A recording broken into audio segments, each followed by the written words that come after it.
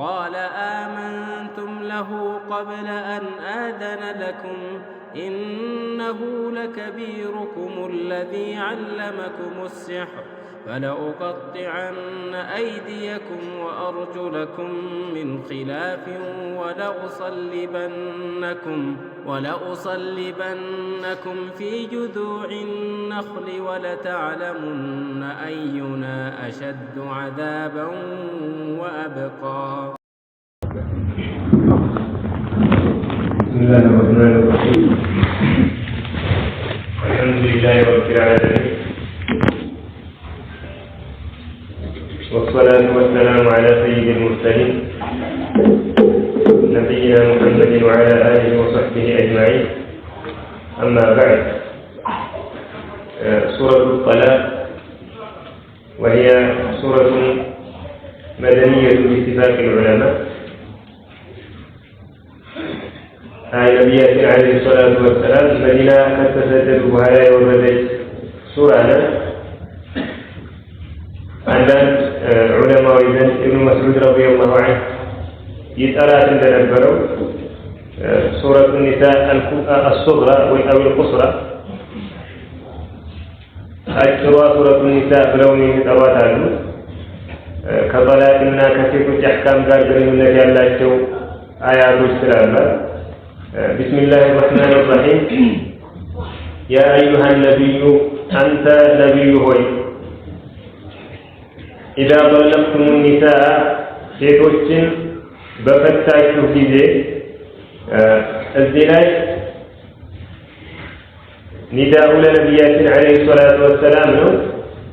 ኢዛ ጠለቅቱም النساء የሚለው አንዳንድ ዑለማዊ ዘንድ بصيغة الجمع متاو لتعظيم عليه الصلاة والسلام نبياتنا صلى الله عليه وسلم لما أكبرنا يستعشون درجة كفلا ما تركنوا إلى ذلك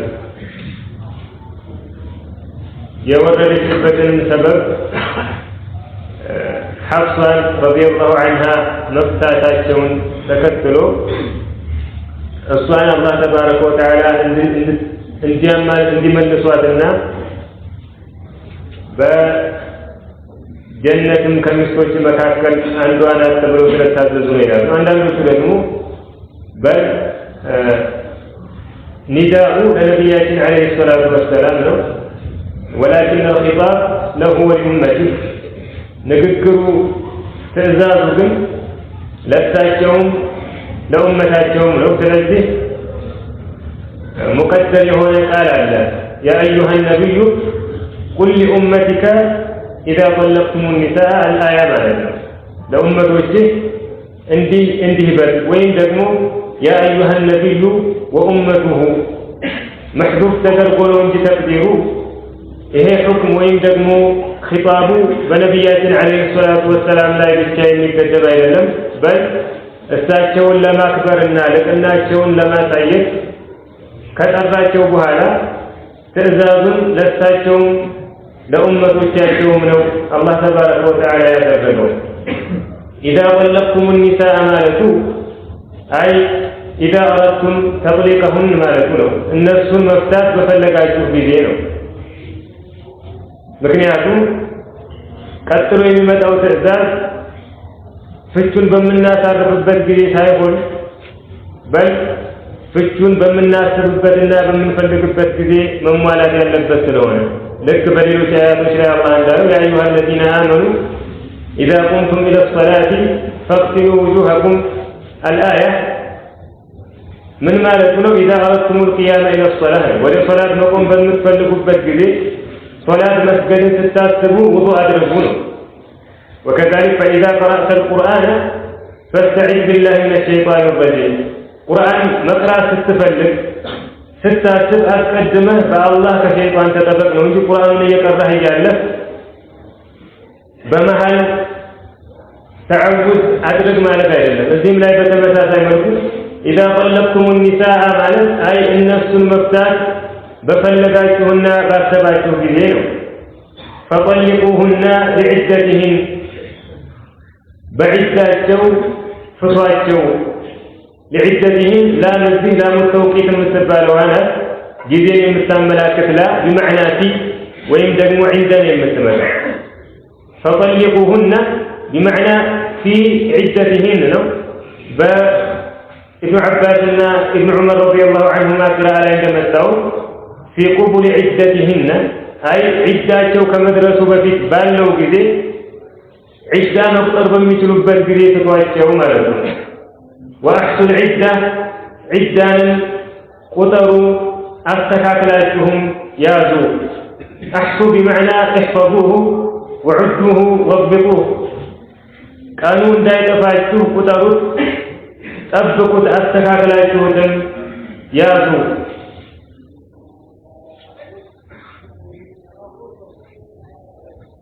ያው ዒዳ ማለት አንድ ሴት ተፈታ ወይም ደግሞ ባሏ ሞቶባት ለሌላ ባል የተፈቀደች እስከምትሆን ድረስ መጠበቅ ያለባት ጊዜ ነው ዒዳ የሚባለው። ስለዚህ አላህ ተባረከ ወተዓላ ምን እያለ ነው?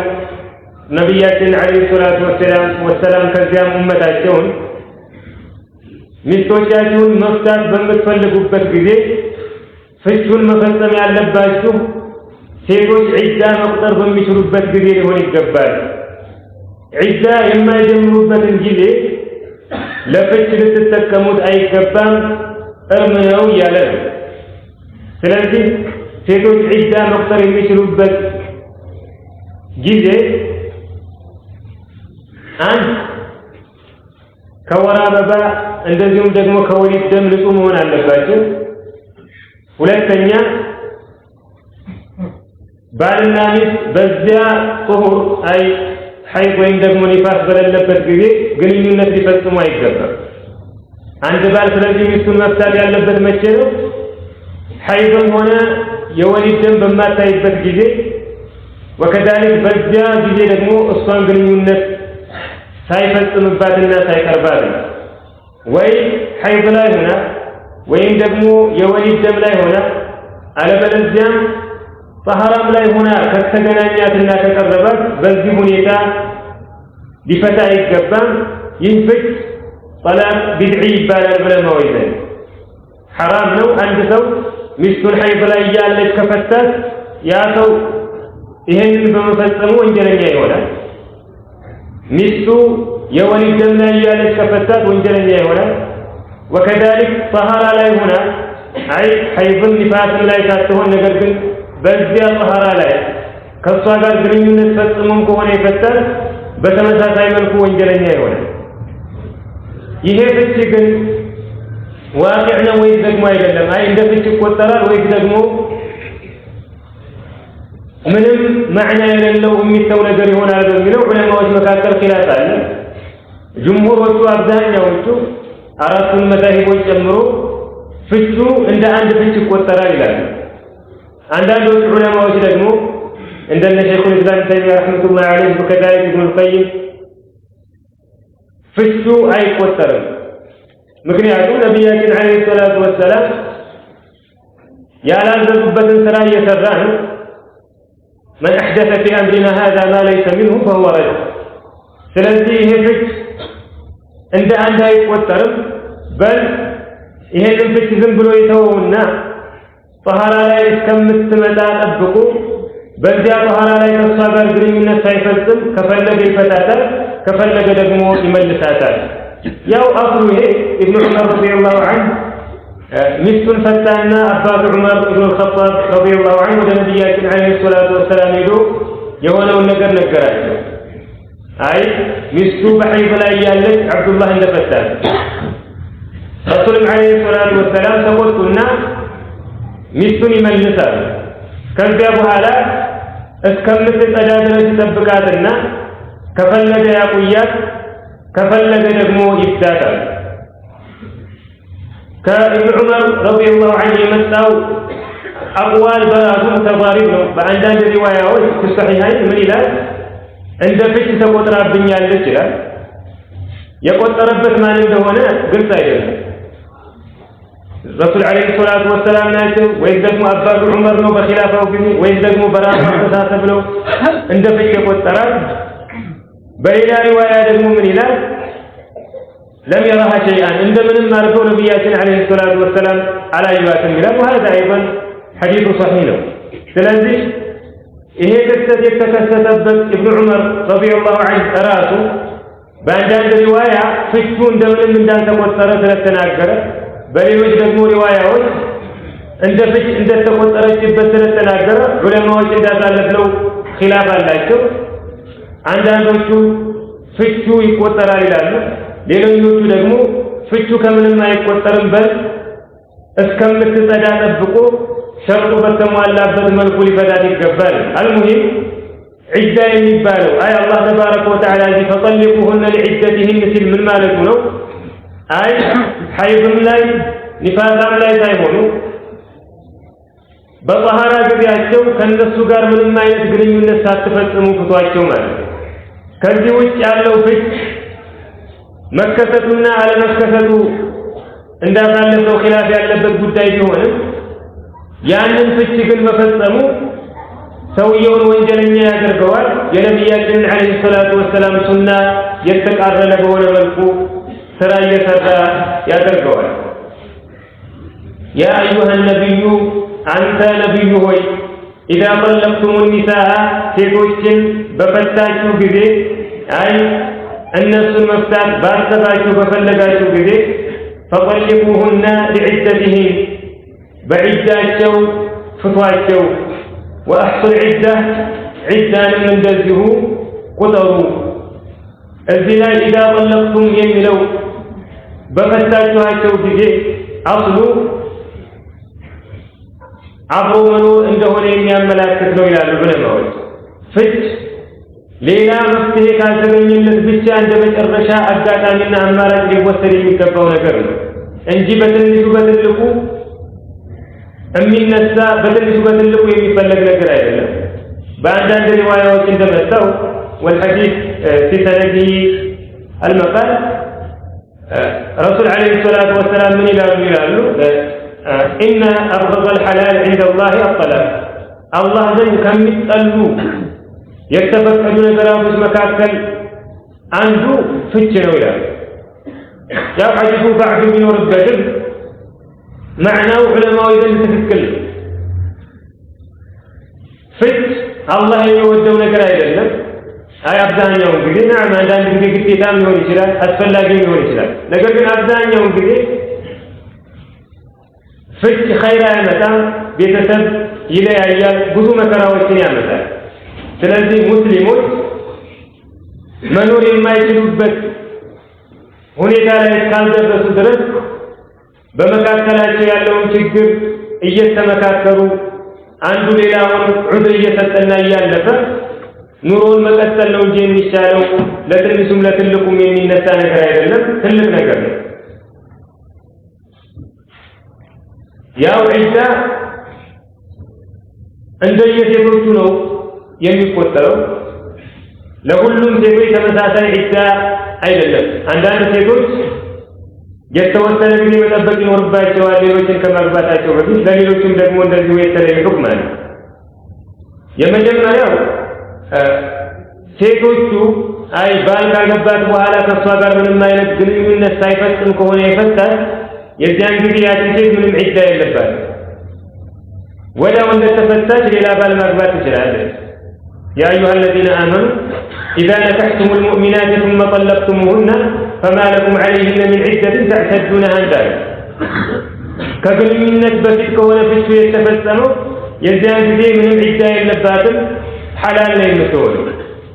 አማ ከጋብቻ በኋላ ግንኙነት ከተፈጸመ ኸልዋ ካለ የዚያን ጊዜ ሴቲቱ ሐይድ የምታይ ከሆነች 3 ሐይዶችን አይታ መጥራት አለባት። አይ መጀመሪያ ሐይድ ታያለች፣ ከዚያ ትጠራለች፣ ከዚያ ሁለተኛ ሐይድ፣ ከዚያ ሶስተኛ ሐይድ፣ ከዛ ስትጠራ ነው ለሌሎች ባሎች የተፈቀደች የምትሆነው። والمطلقات يتربصن بأنفسهن 3 قروء እንዳለው ማለት ነው። قروء የሚለውን አንዳንድ ዑለማዎች بمعنى الحيض ተረጉሙታል፣ አንዳንዶቹ ደግሞ بمعنى الطهارة ተረጉሙታል። ስለዚህ 3 የወር አበባዎችን አይታ ከዚያ መጥራት አለባት። ሌላው ደግሞ ወደ ታች እዚሁ ሱራ ላይ እንደምናገኘው ሴቶቹ በእርጅና ምክንያት የወር አበባን ያቋረጡ ወይም ደግሞ ህፃናት ሆነው ገና የወር አበባን ያልጀመሩ ከሆኑ የዚያን ጊዜ 3 ወር መጠበቅ ይኖርባቸዋል። እርጉዝ ከሆኑ ደግሞ መውለዳቸው የዒዳቸው ጊዜ ነው። አይ አንዲት ሴት በእርግዝናዋ ላይ ያለች ባል መፍታት ይችላል። የፈታት የመጀመሪያዋ የእርግዝና ወር ላይ ከሆነ የቀረውን እስከምትወልድ ድረስ መጠበቅ አለባት። የዒዳዋ ነው። የፈታትም 9ኛ ወሯ ነገ ልትወልድ ስትል ቢሆን እንደወለደች ዒዳዋ ያልቃል። ስለዚህ እርጉዝ የሆነ ሴት ዒዳ እንደወለደች የሚያልቅ ነው የሚሆነው። ይሄ የፍቹ ነው። የባል መሞት ከሆነ ደግሞ ዒዳው 4 ወር ከ10 ቀን መጠበቅ ነው። والذين يتوفون منكم أزواجهم فليتربصن بأنفسهن 4 أشهر و10 እንዳለው ማለት። ስለዚህ በባል መሞት ከሆነ የሴት ዒዳ ለሌላ ባል እስከምትፈቀድ ድረስ 4 ወር ከ10 ቀን መጠበቅ አለባት። በፍች ከሆነ ደግሞ የወር አበባን የሚያዩ ሴቶች 3 ሐይድ አይተው ከዚያ መጥራት አለባቸው። የማያዩ ደግሞ 3 ወር መጠበቅ አለባቸው። የተፈታቸው እርጉዝ ከሆነች ደግሞ የዒዳዋ ፍጻሜ እርግዝናዋን መውለዷ ይሆናል። ወተቁላህ ረበኩም ጌታችሁን አላህን ፍሩ። ይሄ የፍች ህግ ከጥላቻ ከቅራኔ የሚመነጭ ስለሆነ በምትሰሩት ስራ ላይ ድንበርን እንዳታልፉ ሁል ጊዜ ጌታችሁን አላህን ፍሩ። ላ ተኽሪጁሁነ ሚን ቡዩቲሂን ከቤቶቻቸው አታስወጧቸው። ወላ የኽሩጅነ እነሱም አይውጡ። አይ ባልም ከቤት ውጭ ሊል አይገባም። ሚስቱን ከፈታት በኋላ እሷም ደግሞ እኔ በፈቃድ እወጣለሁ ልትል አይገባም። ምክንያቱም የአላህ ተባረከ ወተዓላ ሁክሙ ሴቶች ከተፈቱ በኋላ እዚያው ባላቸው ቤት እንዲቆዩ ነው። ባልየውም ሊያስወጣት አይፈቀድለትም፣ እሷም እንደዚሁ ልትወጣ አይፈቀድላትም። ኢላ አን የእቲና ቢፋሒሸት ሙበይና ግልጽ የሆነ ጸያፍ ነገርን ካልሰሩ በስተቀር። ይሄ ኢስቲስናኡ ላ ተኽሪጁሁነ ወደሚለው ነው የሚመለሰው ወይስ ደግሞ ወላ የኽሩጅነ በሚለው? በሁለቱም የወሰዱት ዑለማዎች አሉ። አብዛኛዎቹ ላ ተኽሪጁሁነ ሚን ቡዩቲሂነ ኢላ አን የእቲነ ቢፋሒሸት ሙበይና በሚለው ነው የሚወስዱት። አይ ወላ የኽሩጅነ የሚለውን ጁምላ ሙዕተሪዳ አድርገው ማለት ነው። ከቤቶቻቸው አታስወጧቸው ጸያፍ የሆነ ነገር ካልሰሩ በስተቀር ይሆናል ማለት ነው ማለት ነው። ይህ ግልጽ የሆነው ጸያፍ ነገር ምንድን ነው? አንዳንዶቹ ዑለማዎች ዝሙት ነው ይላሉ። አይ እቺ የተፈታችው ሴት ዝሙት ሰርታ ከሆነ በእሷ ላይ ሐድ እንዲፈጸምባት ከቤቷ ትወጣለች ይላሉ። አንዳንዶቹ ደግሞ ይህ ጸያፍ ነገር በዳእቱ ሊሳን ዐላ አህሊ ዘውጅሃ የባሎቿን ቤተሰቦች በምላሷ የምታስቸግር ከሆነች ነው አሉ። አንዳንዶቹ ደግሞ እነ ኢብኑ ጀሪር ረሕመቱላሂ ዐለይሂ እንዳሉት በል ማንኛውም ወንጀል ነው በምላሷም ይሁን በማንኛውም መንገድ የምታምፅና የምታስቸግር ከሆነች የዚያን ጊዜ ባሏ ከቤቱ ያስወጣት ይፈቀድለታል። ኢስቲስናኡን ደግሞ ወላ የኽሩጅነ እነሱ አይውጡ ከሚለው ጋር ነው ተያያዥነቱ ያሉት ዑለማዎች በምን ተረጎሙት? እነሱም አይውጡ በመውጣታቸው ግልጽ የሆነ ጸያፍ ነገርን የሚፈጽሙ ቢሆኑ እንጂ። አይ ይሄ መውጣታቸው ራሱ በጣም አጸያፊና ክፉ ነገር ነው ማለት ነው። ስለዚህ ወደ መጀመሪያው ከሆነ የምንመልሰውና የምናያይዘው ማዕናው ባሎች ሚስቶቻቸውን ከፈቱ በኋላ ከቤታቸው ሊያባሩና ሊያስወጡ አይፈቀድላቸውም። ሚስቶቻቸው ወይ በዝሙት ወይ ቤተሰቦችን በማስቸገርና በሌሎች ወንጀሎች መውጣታቸው መባረራቸው የተፈቀደ ካልሆነ በስተቀር የሚል ነው። በሁለተኛው ደግሞ ከወሰድነው ሴቶቹ ከባላቸው ቤት አይውጡ። ከወጡ ግን የሚወጡት ግልጽ የሆነ ጸያፍ ነገርን የፈጸሙ ሲሆኑ ነው፣ አላህን የወነጀሉና ያመፁ ሲሆኑ ነው በሚል እንተረጉመዋለን። ላ ቱኽሪጁሁና ሚን ቡዩቲሂን ከቤቶቻቸው አታስወጧቸው። አላህ ልክ ቤቱ የነሱ እንደሆነ አድርጎ ነው እየጠቀሰ ያለው። ቤቱ የባል ነው። ነገር ግን አላህ ተባረከ ወተዓላ ስለሆነ እዚያ ቤት ውስጥ እንዲቆዩ ያዘዘላቸው ባል የኔ ቤት ነውና የፈለኩትን እሰራለሁ ሊል አይገባም። የአላህ ሁክም ከሁሉም ሁክም በላይ ነው። ይህ ጊዜ እስከሚያልቅ ድረስ ቤቱ የነሱ ቤት ነውና ከዚያ እንዳታስወጧቸው። ወላ የኽሩጅና እነሱም አይውጡ ኢላ አን የእቲነ ቢፋሒሸትን ሙበይና ግልጽ የሆነ ጸያፍ ነገርን ካልሰሩ በስተቀር ወይም የሰሩ ሆነው እንጂ። ይሄም ሌላኛው ሁክም ነው። አይ ሚስት ከተፈታች በኋላ በተለይ ደግሞ ጠላቁ ረጅዒ ከሆነ አይ መመለስ የሚቻልበት ከባሏ ቤት መውጣት አይፈቀድላትም። ዒዳው እስከሚያልቅ ድረስ እዚያው ቤት ነው መቆየት ያለባት ባሏ ካልፈቀደላት ድረስ ማለት ነው። ምክንያቱም ጠላቅ ረጅዒ ልክ እንደ ሚስት ናት። አንዲት ሚስት በምትፈታበት ጊዜ ያ ፍቹ የመጀመሪያና የሁለተኛ ፍቺ ከሆነ ያቺ ሴት ልክ እንደ ሚስቱ ናት። እሷ ጋር ግንኙነት ለመፈጸም ኒካህ አያስፈልግም። በፈለገበት ጊዜ ከእሷ ጋር ግንኙነት መፈጸም ይችላል። ስለዚህ እሱ ካልፈቀደላት እንደዚሁም አስፈላጊና ضروري ለሆኑ ሐጃዎች እንጂ ከቤቷ መውጣት አይፈቀድላት። በተመሳሳይ መልኩ ባሏ የሞተባትን ሴት ማለት ለضرورና ለሐጃ ከቤት ይወጣሉ። ከዚያ በኋላ ግን ወደ ቤታቸው መመለስ ይችላሉ። አይ አለባቸው። ጠላቁ ግን ባኢን ከሆነ አይ ሶስተኛ ፍች መማለስ የሌለበት የዚያን ጊዜ ሴቲቱ ከመውጣት አትከለከልም። ቤተሰቦቿ ዘንድ ሂዳ ዒዳዋን መቁጠር ትችላለች። ወልዒላ ሴት ከተፈታች በኋላ ባሏ ቤት እንድትቆይ የተፈለገው ነገር ለምንድን ነው? ምክንያቱም ባል መፍታቱ ቆጭቶት እሷ ጋር መመለስ ፈልጎ ቤት ሲያገኛት ለመመለስ ምቹ የሆነ አጋጣሚ ይኖረዋል። አማ ቤቱን ለቃ ሙሉ በሙሉ የምትወጣ ከሆነ ከእሷ ጋር ከመመለስ የሚያግዱት ብዙ መሰናክሎች ሊኖሩ ይችላሉ።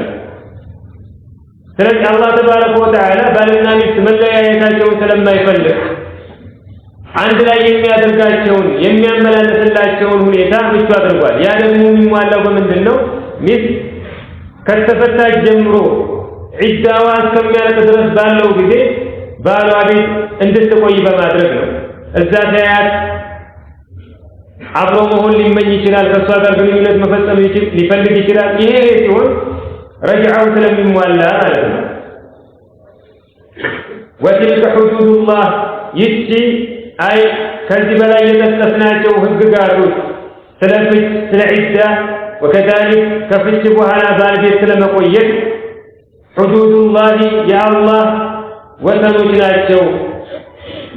መተላለፋቸው የማይፈቀድ እነሱ ላይ ልንቆም ግድ የሚሉት የአላህ ወሰኖች ናቸው። ወመን የተዐደ ሑዱደላህ የአላህን ወሰኖች የሚተላለፍ ሰው ፈቀድ ظለመ ነፍሰህ በእርግጥም ነፍሱን በድሏል። አላህ የሚጎዳው የሚጠቀመው ነገር የለም እኛ በመታዘዛችን ወይም ደግሞ ባለመታዘዛችን። የአላህን ህግጋት ስንጥስ የእሱን ወሰን ስንተላለፍ በእኛ ላይ የእሱን ቅጣት እያመጣን ስለሆነ በደሉ ለራሳችን ነው።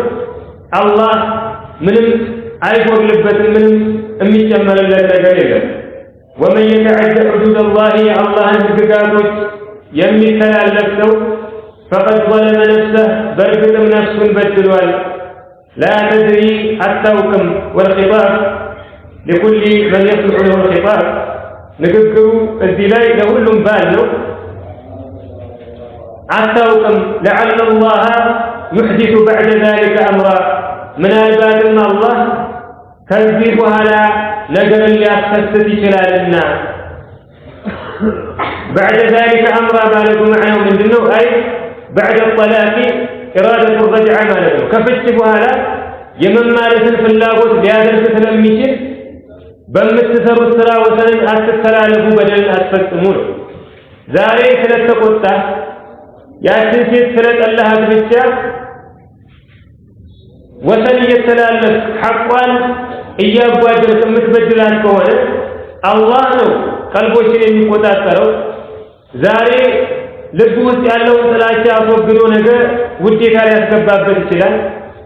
ፍቹን ጠልተህ መማለቱን እንድትፈልግ ሊያደርግ ይችላልና ሁሉንም ስራ አላህ በሚወደው መልኩ ፈጽሙ كفتة أستزانه وياله فالذي أمر يمينه باتفاق العلماء هو الرغبة في الرجعة مما لك المفلق لا تدري أتوكم لعل الله من الباطن الله يحدث بعد ذلك أمرا كذب على عنداج نقر ليأكسس ليامت أي خلال النار من أربعة تشتيت كان لهم دموالا ألفاظ تربوا بوجوه يا أيها النبي أنت نبي هوي إذا طلقتم النساء سيتوش بفتاته جديد فطلقوهن بعدتهن بعدات شوز فتواتشو أي طهارة هنا قليلنا تاتفتموا وأحسوا العدة عدان من دلزه قطروا أستكاكلاتهم يازو واتقوا الله ربكم جيتاجتهن الله انفروا لا تخرجوهن من بيوتهن كبيرتاتهم حتى خطواتهم ولا يخرجن النفسهم أيوتوا إلا أن يأتين بفاحشة مبينة قلت وانا أياف نقر كان فستموا كان سروا بالسكر وتلك حدود الله يجي هاي كلا يأتلفنا جو حقوق حدود الله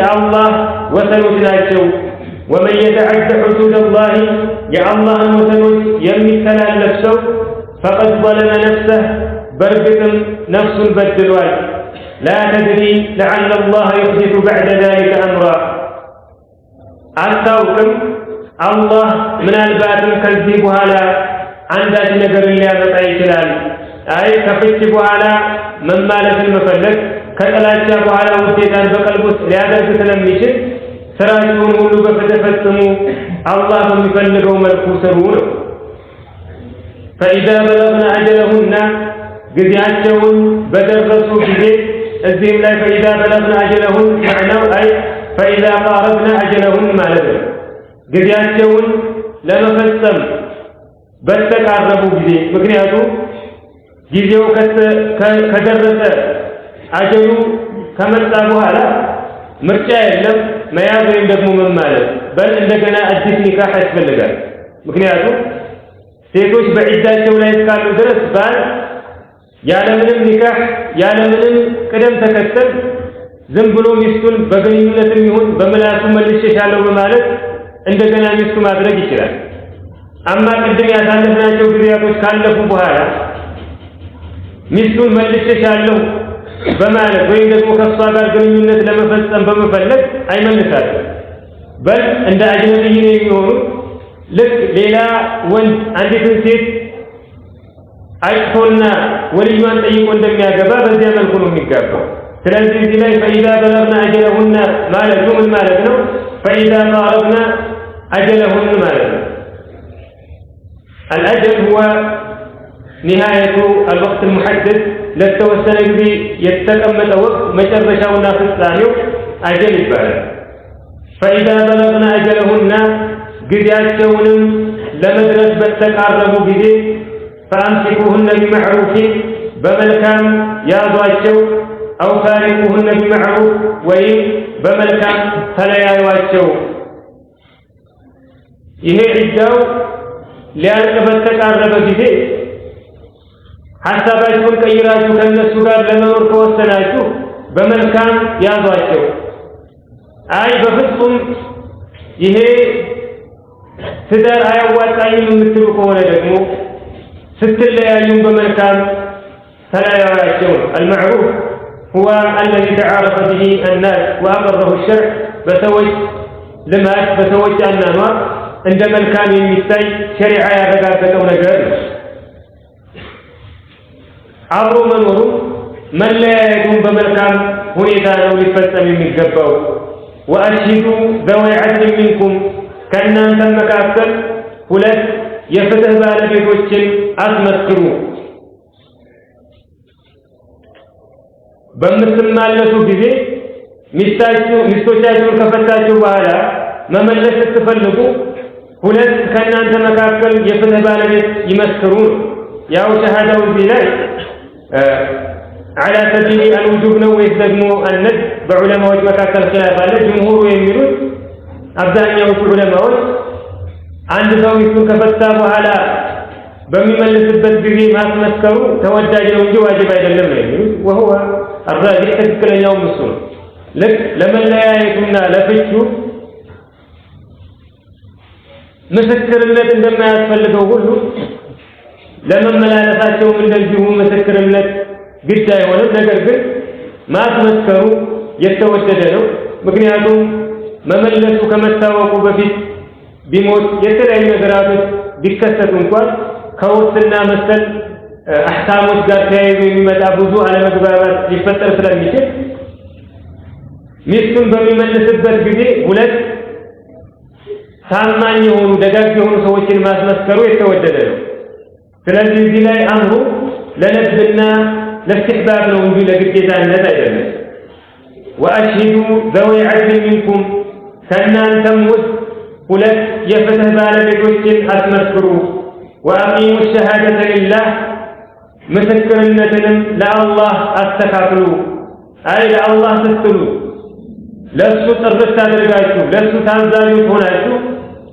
ምስክርነታችሁንም አስተካክሉ አይ ምስክርነታችሁ ሲጠየቅ እንዲያስበሉ ወከዛሊክ በምትመሰክሩበት ጊዜ በሐቅ እንጂ እንዳትመሰክሩ ያለ ذلكم ይህ አይ ከላይ ያሳለፍነው ህግጋቶች እንደዚሁም ደግሞ ምክሮች يوعظ به በሱ ይገሰጽበታል من كان يؤمن بالله واليوم الآخر በአላህና በመጨረሻው ቀን የሚያምን ሰው ግሰጣ የሚጠቅመው ምክር የሚፈይደው ለአማኞች ነው وذكر فإن الذكرى تنفع المؤمنين እንዳለ أما كافر በአላህ የማያምን يوم القيامة አላህ ሰዎችን የሚተሳሰብበት የሚቀጣበት ኃይለኛ ቀን አለ ብሎ የማያምን ሰው አላህን የማይፈራ ሰው ቢመከርም ባይመከርም ለውጥ የለውም سواء عليهم أنذرتهم أم لم تنذرهم لا يؤمنون እንዳለ أما በቀልቡ ውስጥ ኢማን ያለው ሰው አላህን የሚፈራ ሰው የሱ አያቶች ሲነበቡበት ደንገጥ ይላል ይፈራል ይገሰጻል ذلكم ይህ يوعظ به በሱ ይመከርበታል ይገሰጽበታል من كان يؤمن بالله واليوم الآخر በአላህና በመጨረሻው ቀን የሚያምን ሰው ومن يتق الله አላህን የሚፈራ ሰው يجعل له مخرجا ለሱ መውጫን ያደርግለታል ከማንኛውም ጭንቅ ከዱንያም ከአኺራ መከራ መውጫን አላህ ተባረከ ወተዓላ ያበጅለታል والتقوى هو جعل الوقاية بينك وبين عذاب الله بامتثال أوامره واجتناب نواهيه በአንተና በአላህ ተባረከ ወተዓላ ቅጣት መካከል መከላከያ ማድረግ ነው ያ መከላከያና መጠበቂያ ደግሞ ምንድነው አላህ ያዘዘውን መታዘዝ የከለከለውን መከልከል ነው አንድ ሰው አላህ ያዘዘውን የሚሰራ ከሆነ ባቅሙ የከለከለውን የሚርቅ ከሆነ በዚያ ላይ ኢስቲቃማ ካለው ይህ ሰው አላህ ተባረከ ወተዓላ ለነገሩ ሁሉ ምንም አይነት ሙሲባ ውስጥ ይግባ ምንም አይነት ጭንቅ ውስጥ ይግባ ከዚያ መውጫ ያበጅለታል በዱንያም በአኺራም ስለዚህ ፍች ብዙ ጭንቅና ጥበትን የሚያስከትል ነገር ነው ነገር ግን በምትፈጽሙበት ጊዜ አላህ ያዘዛችሁን ታዛችሁ እሱ የከለከላችሁን ደግሞ ርቃችሁ ከሆነ ከዚህ ጭንቅ ውስጥ መውጫ ያበጅላችኋል፣ ከዚህ ጥበት ውስጥ መገላገያን ያደርግላችኋል እያለ ወመን የተቂላህ አላህን የሚፈራ ሰው የጅዐል ለሁ መኽረጃ ለሱ መውጫን ያደርግለታል፣ ወየርዙቅሁ ሚን ሐይሱ ላ የሕተሲብ ካላሰበበትም በኩል ሲሳይን ይሰጠዋል። ከየት መጣ ሳይል አላህ ተባረከ ወተዓላ በረሕመቱና በፈضሉ ሲሳይን ይሰጠዋል፣ በረካንም ያደርግለታል። ወመን የተወከል ዐለላህ በአላህ ላይ የሚመካ ሰው ፈሁወ ሐስቡህ እሱ በቂው ነው። ሐስቡሁ አይ ካፊህ የክፊህ ኩለማ አሀመህ ያሳሰበውን ያስጨነቀውን ነገር ሁሉ ይበቃዋል፣ እሱ ይወከለዋል። ተወኩል ማለት ሁወ صدق اعتماد القلب على الله في استجلاب المنافع ودفع المضار ጥቅምን ለማምጣት ጉዳትን ለመከላከል በአላህ ላይ እውነተኛ የሆነ መተማመን እውነተኛ የሆነ መታገዝ መደገፍ ተወኩል ይባላል። አንድ ሙእሚን ቀልቡ ውስጥ የጸና ትክክለኛ መተማመን በአላህ ላይ ካለው የሚጠቅመው የሚጎዳውም እሱ ነው፣ የምፈልገውን ነገር ሊያሟላልኝ የሚችለው ይሁን የምፈራውን ነገር ከኔ ላይ ሊከላከልልኝ የሚችለው አላህ ብቻ ነው የሚል እውነተኛ እምነት በቀልቡ ውስጥ ካለ ይህ ሰው ያሳሰበው ነገር ሁሉ አላህ ተባረከ ወተዓላ ይበቃዋል። የሚፈልገውን ኸይር ያመጣለታል፣ የሚፈራውን ሸር ነገር ሁሉ ይጠብቀዋል። ነቢያችን ዓለይሂ ሰላቱ ወሰላም በሐዲስ እንዳሉት ለው አነኩም ተተወከሉነ ዐለላህ ሐቀ ተወኩል ለረዘቀኩም ከማ የርዙቁ ጠይር ተግዱ ኺማሰን ወተሩሑ ቢጣና። እንደው በአላህ ላይ ትክክለኛ መመካት የምትመኩ ብትሆኑ ኖሮ አላህ አዕዋፍን እንደሚረዝቀው እናንተን ይረዝቃችሁ ነበር። ጠዋት ባዶ ሆዷን ትወጣለች፣ ማታ ደግሞ ጠግባ ትመለሳለች። አንድ ሙእሚን ነገሩን ሁሉ ወደ አላህ የሚያስጠጋ ከሆነ ጥቅምን ጉዳትን ከሱ እንደሚመጣ እርግጠኛ እምነትና እውቀት ካለው ይህ ሰው ዱንያም አኺራም የሚያሳስበውን ነገር ሁሉ አላህ ይበቃዋል። ወመን የተወከል ዐለላህ በአላህ ላይ የሚመካ ሰው ፈሁወ ሐስቡህ እሱ በቂው ነው። ኢነላህ ባሊጉ አምሪህ አላህ ፍላጎቱን ደራሽ ነው። ባሊጉ አምሪህ አይ ሙንፊዙ ኢራደተህ ማለት ነው። ላ የፉቱሁ ሸይ ወላ ዩዕጂዙሁ ሸይኡን ፊል አርድ ወላ ፊስ ሰማእ አንድም ነገር አያመልጠውም። በሰማይም በምድርም የሚቃተውና የሚሳነው አንድም ነገር የለም። አንዳንድ ሰው ይሄ ነገር እንዴት ሊሳካልኝ ይችላል፣ ይሄ ነገር እንዴት ሊሆን ይችላል እያለ የገባበት ችግር በጣም ኃይለኛ ከመሆኑ የተነሳ ወይም ደግሞ የሚፈልገው ነገር ማግኘቱ የሚያስቸግር ከመሆኑ የተነሳ ተስፋ ሊቆርጥ ይችላል። አላህ ምን እያለ ነው? እኔን እስከፈራኸኝ ድረስ በእኔ ላይ ትክክለኛ መመካትን እስከተመካህ ድረስ እወቅ፣ እኔ የሚያቅተኝ ነገር የለም። ላደርግልህ የፈለግኩትን ነገር ከማድረግ የሚያግደኝ እንደዚሁም ደግሞ ያንን ከማድረግ የሚከለክለኝ ማንም የለምና በእኔ ላይ ተመካ፣ እኔን ብቻ ታዘዘኝ እያለ ነው። ኢነላህ ባሊጉ አምሪህ አላህ ፍላጎቱን ደራሽ ነው። ቀድ ጀዐለ ላሁ ሊኩሊ ሸይን ቀድራ አላህም ለነገሩ ሁሉ በእርግጥ ልክን አድርጓል። ነገራቶች የሚፈጸሙበትን የሚሆኑበትን ጊዜ ወስኗል። የእነሱንም ልክ እንደዚሁ አስቀምጧል። አሁን ለምን አይከሰትም?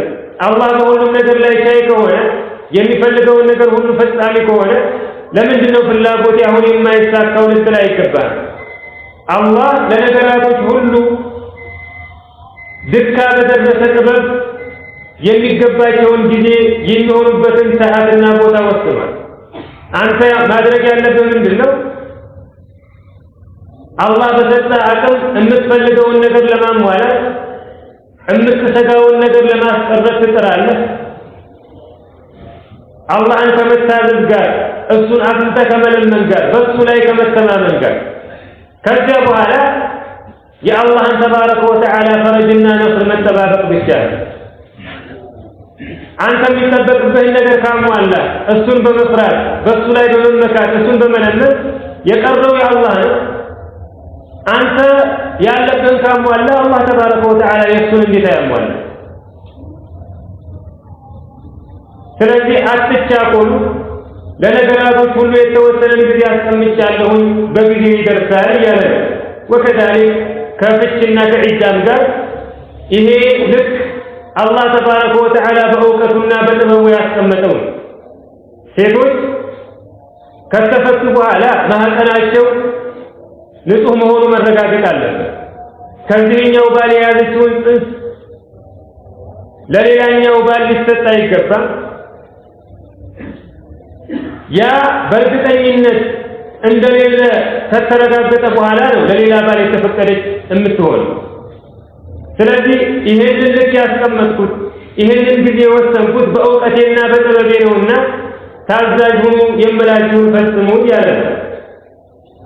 ወላኢ ኢስነ ሚነል መሒድ እነዚያ ከወር አበባ ተስፋ የቆረጡት ሚን ኒሳኢኩም ከሴቶቻችሁ መካከል የኢስነ ማለት ወይ በእርጅና ምክንያት ወይም ደግሞ በተለያዩ ምክንያቶች የወር አበባ ከማየት ተስፋ የቆረጡ ማለት ነው። የእነሱ ሰዎች የእንደዚህ አይነት ሴቶች ሁክማቸው ኢንተብቱም ብትጠራጠሩ አይ የወር አበባን የሚያዩ ሴቶች ሁክማቸው እንዲህ ነው ብለህ በሱረቱል በቀራ ነግረህናል። ደም የማያዩ ሴቶችስ ምንድነው ሁክማቸው የሚል ጥርጥር በቀልባችሁ ካደረ እዚህ ላይ ነግራችኋለሁ እያለ ወላኢ ኢስነ ሚነል መሒድ እነዚያ ከወር አበባ ተስፋ የቆረጡት ሚን ኒሳኢኩም ከሴቶቻችሁ መካከል ኢንተብቱም ብትጠራጠሩ አይ ከተፈቱ በኋላ ሁክማቸው ምንድነው ዒዳቸው ምን ያክል የሚል ጥርጥር ካደረባችሁ ፈዒደቱሁነ ዒዳቸው 3 أشهر 3 ወራቶችን መጠበቅ ነው። ወላኢ ለም ይሒድ እነዚያም ገና የወር አበባን ያላዩትም አይ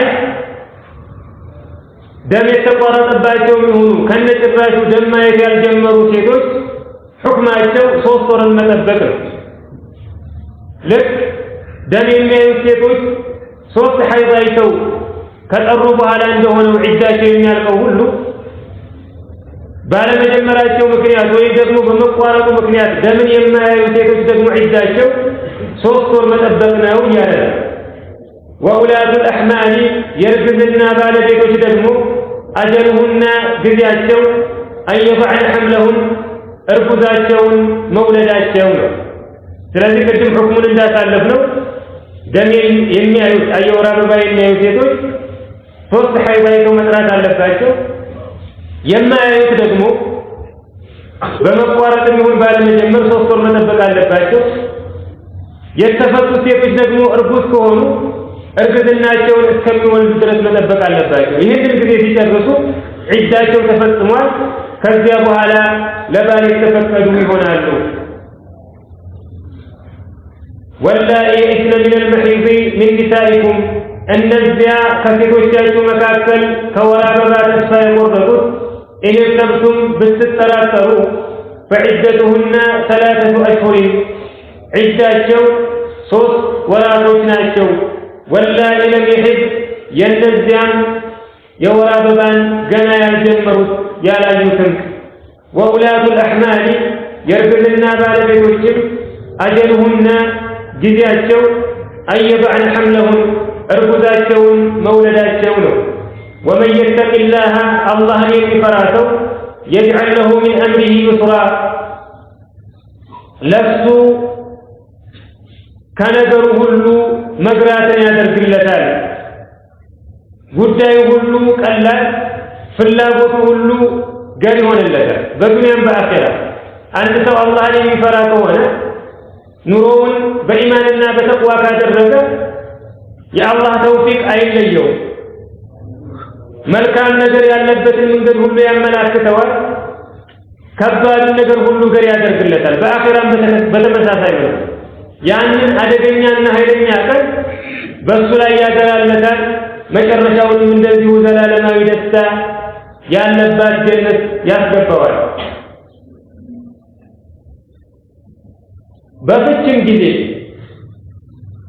እናንተ አላህን የምትፈሩ ከሆነ ህግጋቶችን የምትተገብሩ ከሆነ የከለከላችሁን የምትከለከሉ ከሆነ ይሄንን ሂደቱን በአጠቃላይ የገራ ይሆንላችኋል። መልካሙ አብሮ በመኖር ከሆነ ቀልባችሁ ለዚያ የተከፈተ እንዲሆን ያደርጋል። መለያየቱን ከሆነ ደግሞ ያንኑ ያሳካላችኋል። የአላህ ተውፊቅ ያለው ሰው ጉዳዩ ሁሉ ያማረ ነው የሚሆን በየትኛውም በኩል ቢሆንም ማለት ነው። አንድ ሰው ለምሳሌ ሚስቱን ለመፍታት ወሰነ። ከዚያ ፈታትና ዒዳዋን እስከምትጨርስ ድረስ ቤቱ መቆየት ስላለባት እዚያው እያለች ነው። ይህ ሰው አላህን የሚፈራ ከሆነ ተቅዋ ካለው ሳሊሕ ከሆነ አላህ የሚበጀውን ነገር ይመርጥለታል። ከዚያ በኋላ ደግሞ ቀልቡን አላህ ለመረጠለት መልካም ነገር የተከፈተ ያደርግለታል። መመለሱ የሚጠቅመው ከሆነ እየጠላ እንኳን ቢሆን አላህ ይሄን ነገር እንዲፈልግ ያደርገዋል። መለያየቱ ደግሞ የሚሆን ከሆነ የዚያን ጊዜ አላህ ተባረከ ወተዓላ በዚያው እንዲፈጸም ያደርጋል። ስለዚህ እኔን የምትፈሩን ከሆነ ነገራችሁ ሁሉ ያማረ ነው የሚሆነውና በስራችሁ ሁሉ ተቅዋ ይኖራችሁ፣ ያዘዝኳችሁን ፈጽሙ፣ የከለከልኳችሁን ተከልከሉ እያለ ذلك ይህ አይ ከዚህ በላይ የጠቀስናቸው ህግጋቶች መዋዒዶች አምሩላሂ የአላህ ትእዛዝ ነው። አንዘለሁ ኢለይኩም ወደ እናንተ ያወረደው የሆነ እናንተን ያዘዘባችሁ ተግብሩት ያላችሁ የአላህ ተባረከ ወተዓላ ትእዛዝ ነው። ወመን የተቂላህ አላህን የሚፈራ ሰው ዩከፍር ዐንሁ ሰይአቲሂ ከሱ ወንጀሎቹን ያበስለታል። ወዩዕዚም ለሁ አጅራ ለሱም ምንዳውን ያተልቅለታል። አንድ ሰው ተቅዋ ካለው መልካም ስራዎች ዑሙመን ወንጀልን የሚያብሱ ናቸው። አላህ ተባረከ ወተዓላ እንዳለው አቂሙ ሰላተ ሊዱሉኪ ሸምሲ ኢላ ገሰቂ ለይል لا أقم الصلاة طرفي النهار وزلفا من الليل إن الحسنات يذهبن السيئات ذلك ذكرى للذاكرين ملكان سراوች ወንጀልን ያስወግዳል። ከተቅዋ የበለጠ ደግሞ መልካም ስራ የለም። አላህን መፍራት፣ እሱ ያዘዘውን መታዘዝ፣ የከለከለውን መከልከል፣ በዚያ ላይ ሙስተቂም መሆን ወንጀላችን እንዲታበስ የምንሰራው ክፉ ነገር ሁሉ ከኛ ላይ እንዲራገፍ ያደርጋል።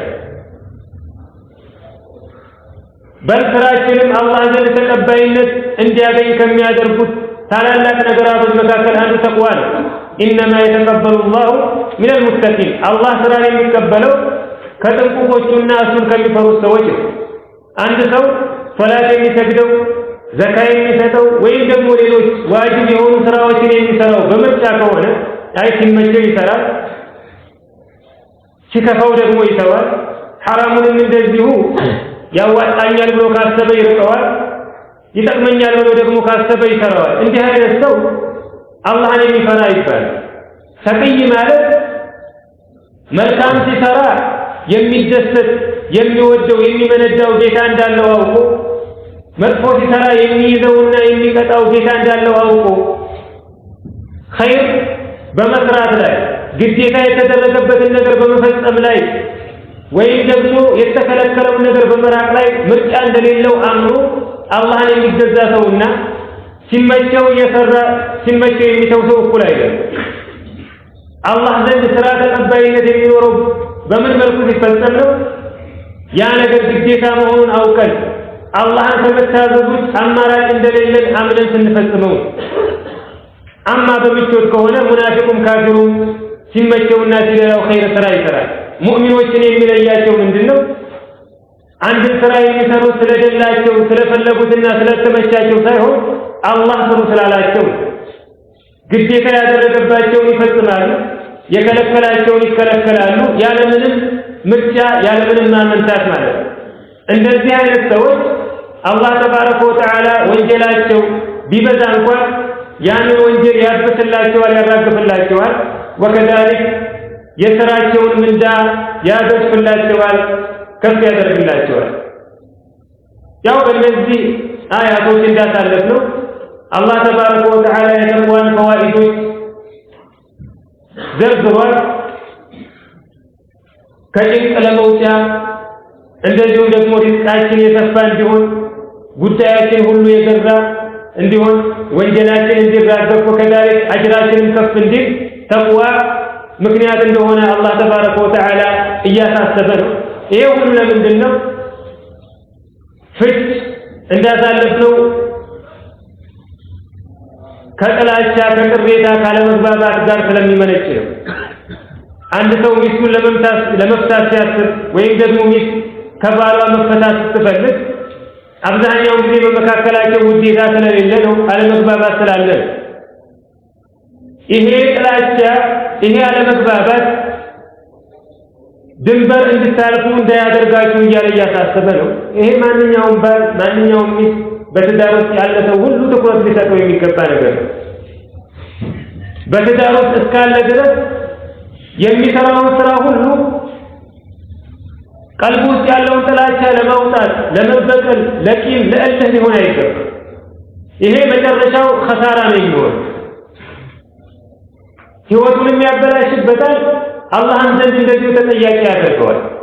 ነገር ግን ሰውን ወደ ጎን ትተህ ስራህን ሁሉ መተሳሰብ ያለበት ከአላህ ጋር ነው። ኸይር ስትሰራ ፍትሃዊ ስትሆን ነገራቶችን በመልካም ሁኔታ ስትፈጽም ከሰዎች ምላሽ ፈልገህ ሊሆን አይገባም። ሚስትህን በዐድል እያኗኗርካት በመልካም እየተኗኗርካት ከሷ መጥፎ ነገር ከመጣ ምን አለፋኝ ልትል አይገባም። ሚስትም በተመሳሳይ መልኩ እኔ ለሱ ቀን ከሌት እየለፋሁ እሱ ችላ የሚለኝ ከሆነ ምን አለፋኝ እንደሱ ሆናለሁ ብላ እልህና ጠብ ችግር ውስጥ ሊገባ አይገባም። ሙእሚን ምንድነው ማድረግ ያለበት? ለሚሰራው ኸይር ነገር ሁሉ ምላሽን የሚጠብቀው ከአላህ መሆን አለበት። እሱ ያለበትን ነገር ይፈጽማል። ከሚስትም ሆነ የሚጠበቅባትን ታዛዥነት ባሏን መኻደም የሚያስፈልገውን ነገር ሁሉ ማሟላት አለባት። ወንድም ደግሞ ኃላፊነት የተጣለበትን ከስቦ ለሚስቱ ለልጆቹ የሚያስፈልጉትን ነገር ሁሉ ማሟላት አለበት። አንደኛው ያለበትን ኃላፊነት ስላጓደለ እኔም አጓድላለሁ የሚል እልህ አያስፈልግም። ባልም ሚስትም ሒሳባቸውን ከአላህ ጋር አድርገው የሚሰሩትን ስራ ሁሉ በተቅዋ ኃላፊነታቸውን ይወጣሉ። ከዚያ በኋላ ደግሞ የሚጓደል ነገር ካለ አላህ ተባረከ ወተዓላ ኸይር ምትክ እንደሚሰጣቸው አውቀው ስራቸውን ሁሉ አላህን ፍራቻ በተሞላበት መልኩ ሊሆን ይገባል ነው። هذا والله أعلم وصلى اللهم على نبينا محمد وعلى آله وصحبه وسلم. سبحانك اللهم وبحمدك أشهد أن لا إله إلا أنت